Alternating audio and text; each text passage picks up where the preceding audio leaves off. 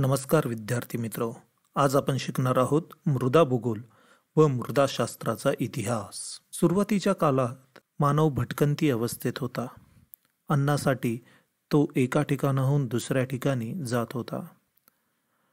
जेव्हा त्याला शेतीची कला प्राप्त झाली तेव्हा मात्र त्याची भटकंती अवस्था संपवून तो एका ठिकाणी स्थिर झाला. तेव्हापासूनच खऱ्या अर्थाने मृदांचा अभ्यास सुरू झालेला दिसून येतो.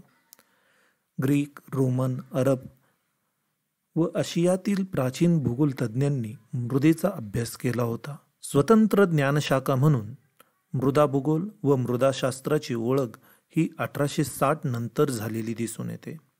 किंबहुना मृदा भूगोलाची ओळख ही 1960 नंतर झालेली दिसून येते.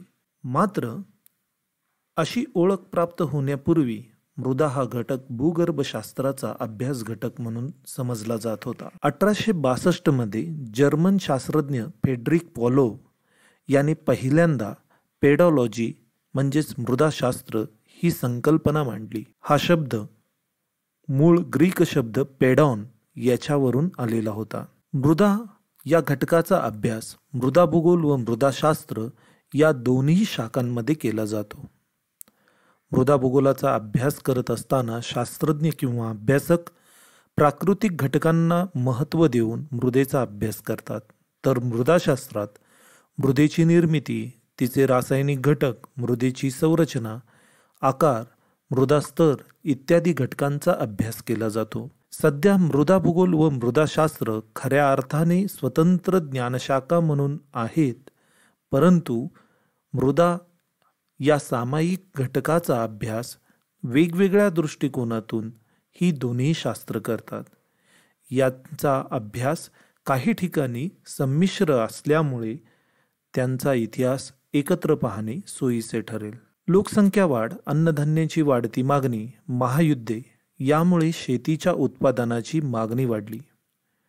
जॉर्ज वॉशिंग्टन कार्वर यासारख्या शेतीतज्ञाने मृदेचा अभ्यास अन्नधान्याचे उत्पादन वाढीसाठी सुरू केला. मृदा भूगोल व मृदाशास्त्राच्या अभ्यासात खऱ्या अर्थाने रशियन व अमेरिकन शास्त्रज्ञांचं योगदान आहे.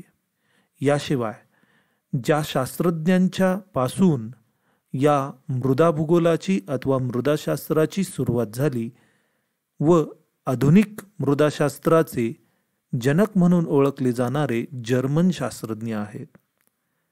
पहिल्यांदा मृदा भूगोलाचा अभ्यास रशियन शास्त्रज्ञ व्ही डोकुचेव यांनी केला. यामध्ये त्यांनी रशियातील मृदा व नैसर्गिक घटकांच्या सहसंबंधातून मृदा भूगोलाची मूलभूत तत्वे हा महत्त्वाचा ग्रंथ प्रकाशित केला. तसेच मृदा सर्वेक्षण, मृदेची रचना, मृदा वर्गीकरण, मृदा नकाशे इत्यादी वेगवेगळ्या घटकानुसार मृदा भूगोलाचा अभ्यास केला. या मोलाच्या कार्याबद्दल त्यांना मृदा भूगोलाचा जनक असे म्हणतात. मृदा भूगोलाचे जनक कोण आहेत असा प्रश्न परीक्षेमध्ये MCQ म्हणून येतो. उत्तर आहे रशियन शास्त्रज्ञ व्ही डोकुचेव. मृदा भूगोल व मृदाशास्त्राचा इतिहास आपल्याला 5 टप्प्यामार्फत पाहता येतो. सन 1880 पूर्वीचा कालखंड, सन 1880 ते 1900 या कालखंडातील मृदा भूगोल, सन 1900 ते 1940 या कालखंडातील मृदा भूगोल, सन 1940 ते 1960 या कालखंडातील मृदा भूगोल व 1960 नंतरचा मृदा भूगोल. शेजारी तुम्हाला एक आकृती दिसतीये. त्या आकृतीवरून मृदा भूगोलाचा इतिहास लक्षात ठेवणं सोपं आहे. सर्वात पहिल्यांदा जो मृदेचा अभ्यास केला गेला तो मिनरल स्ट्रक्चर म्हणजेच खनिजांचं संरचना या दृष्टिकोनातून मृदेचा अभ्यास केला.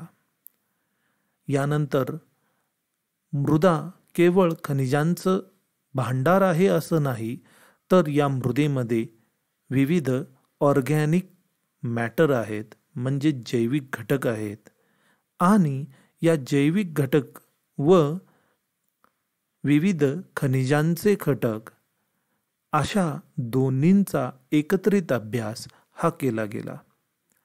यानंतर ॲग्रिगेट म्हणजे या दोघांचं एकत्रीकरण करून मृदांचा अभ्यास केला. या ठिकाणी मृदा हा जैविक घटकांना आधार देणारा घटक आहे असं समजलं गेलं. यानंतरचा टप्पा येतोय तो म्हणजे मृदांचे विविध स्तर अभ्यासणे, यालाच मृदा होरायझन असे म्हणतात. हे विविध स्तर अभ्यासत असताना वेगवेगळ्या ठिकाणी या मृदा थरांमध्ये बदल असलेले दिसून आले आणि या बदलांचा अभ्यास हा टोपोसिक्वेन्स म्हणजेच मृदेच्या विविध थरांचा असणारा जो सिक्वेन्स आहे, संरचना आहे, यानुसार प्रदेशाची माहिती किंवा अभ्यास करण्यास सुरुवात झाली. यामधूनच रिजनल फिजिओग्राफी म्हणजेच प्रादेशिक प्राकृतिक रचना यांचा अभ्यासाचा उलगडा सुरू झाला. म्हणजेच ऐतिहासिक भूगोलाची सुरुवात मृदांच्या दृष्टिकोनातून सुरू झाली. असा अभ्यास यानंतर जागतिक स्तरावर केला गेला. रिजनल फिजिओग्राफी यामध्ये मृदांचे वर्गीकरण झाले.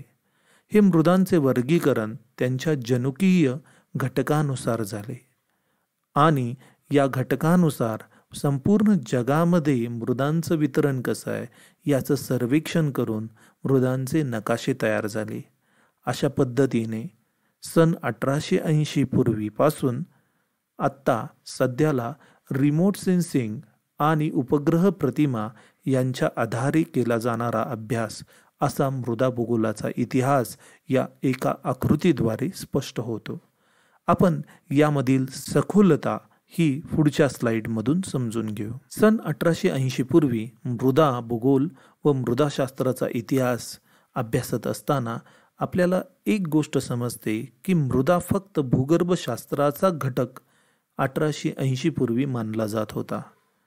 1862 मध्ये जर्मन शास्त्रज्ञ फ्रेडरिक वॉलो याने पहिल्यांदा पेडॉलॉजी म्हणजे मृदाशास्त्र ही संकल्पना मांडली. जर्मन रसायनतज्ञ जस्टन फॉन लिबिंग यांनी ही संकल्पना विकसित केली. रसायनशास्त्रज्ञांनी मृदा हे वनस्पतींच्या वाढीचे माध्यम आहे अशी संकल्पना गृहीत धरून अभ्यास केला. 1880 नंतर मृदा भूगोलात विविध मूलभूत संकल्पनांचा अभ्यास सुरू झाला. मृदेची रचना, मृदेचे थर, मृदा व नैसर्गिक घटक यांचा सहसंबंध हा भूगोलाच्या प्रारंभिक संकल्पनांचा अभ्यास सुरू झाला. 1898-99 या काळात रशियन शास्त्रज्ञ व्ही डोकुचेव यांनी मृदा सर्वेक्षणाची पद्धत शोधून काढली. म्हणजेच हा कालखंड मृदा सर्वेक्षण कालखंड म्हणूनही समजला जातो. युरोपमध्ये याच पद्धतीचा वापर करून विविध ठिकाणचे नकाशे तयार करण्यात आले. पर्वतीय भागातील व मैदानी भागातील मृदांच्या रचना आणि त्यांचे स्वरूप यांची भिन्नता ह्या गोष्टी नमूद करण्यात आल्या. व्ही डोकुचेव यांच्या काळात मृदेच्या रचनेचे आडवे थर, उभे थर याचे विभाग करून सैद्धांतिक नियम तयार करण्यात आले. 19व्या शतकात व्ही डोकुचेव यांनी उत्तर गोलार्धातील मृदा विभागांचा अभ्यास करून त्यांचे विश्लेषण केले. आर्टिक मृदा, जंगली मृदा, चर्नोझम मृदा, स्टेपी व लॅटराइट मृदा इत्यादी विभागांची माहिती दिली. 1900 ते 1940 या कालखंडामध्ये जागतिक स्तरावर मृदांचे वर्गीकरण केले. प्रादेशिक मृदांचे विश्लेषण करून जागतिक मृदा वितरण कसे आहे या घटकांचा अभ्यास सुरू झाला. यामध्ये प्रामुख्याने डिमो, केलर, लिंका या तज्ज्ञांचं योगदान महत्त्वपूर्ण आहे. 1907 मध्ये रशियन शास्त्रज्ञ डिमो व केलर यांनी वाळवंटी प्रदेशातील मृदांचा सूक्ष्म अभ्यास करून मृदा आणि सूक्ष्म घटक यांचे संबंध स्पष्ट केले.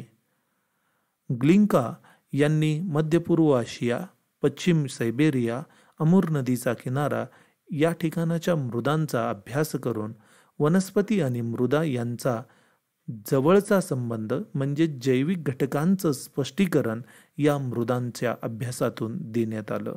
1916 साली प्रसोलोबा या शास्त्रज्ञाने युरोप व आशिया खंडातील मैदानी व पर्वतीय प्रदेशातील मृदांची माहिती गोळा केली. या भागातील मृदेंचे वितरणाचा शोध लावला.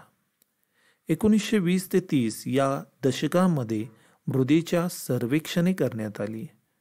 कृषी आणि मृदा यांचा संबंध स्पष्ट करण्यात आला आणि या माध्यमातून कृषी उपयोगाच्या दृष्टिकोनातून लघु व मध्यम प्रमाणाचे मृदा नकाशे तयार करण्यात आले.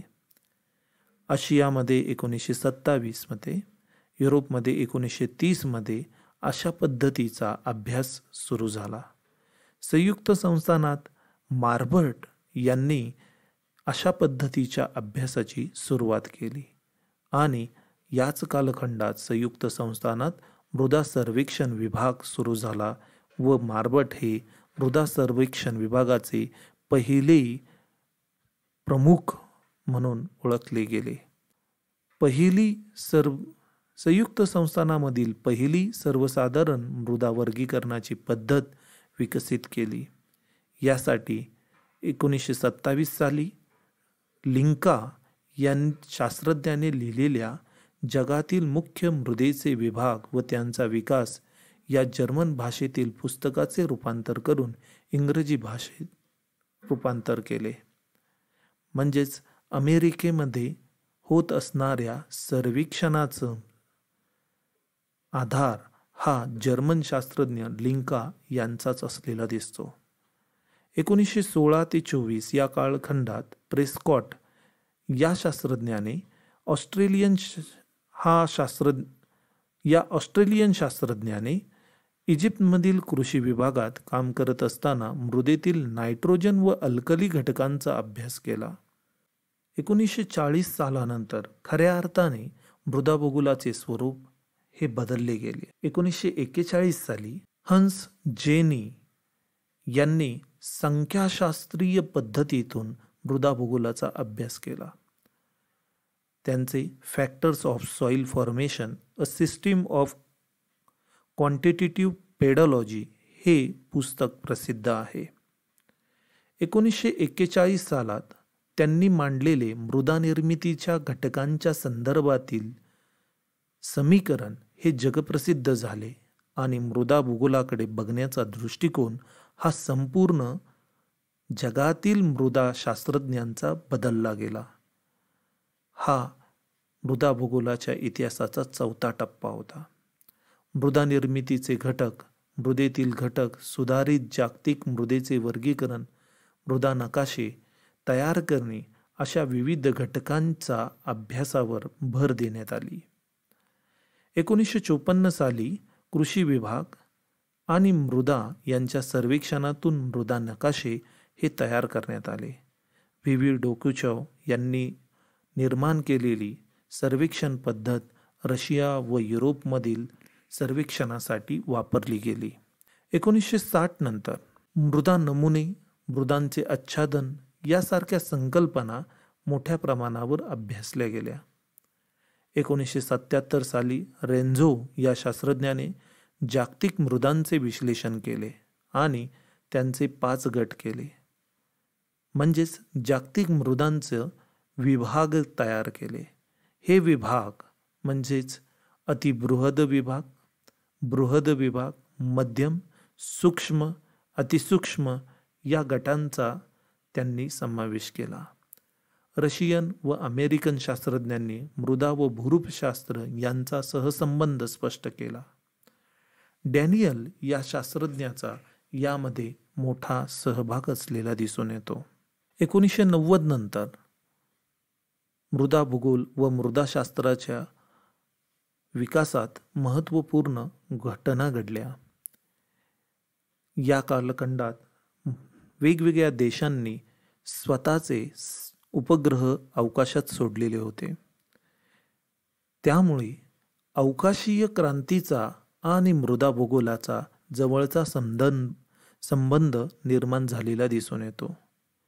नवीन मृदा वर्गीकरणाच्या पद्धती विकसित झाल्या. मृदेच्या रचनेचा अभ्यास सुरू झाला. 21व्या शतकात मृदा भूगोलाचा अभ्यास अधिक संख्याशास्त्रीय व संगणकाच्या आधारे सुरू झाला. यामध्ये GIS म्हणजेच भौगोलिक माहिती प्रणाली, सुदूर संवेदन, रिमोट सेन्सिंग यासारख्या प्रणालींचा वापर सुरू झाला. सध्या उपग्रह प्रतिमा व नकाशे यांच्या आधारे जगातील विविध भागातील मृदांचा अभ्यास केला जातो.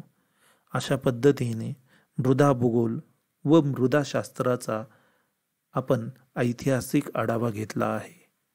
थोडं समजण्यास किचकट जरी असलं तरी हा भाग आपल्याला अशाच पद्धतीने लक्षात ठेवावा लागेल. धन्यवाद.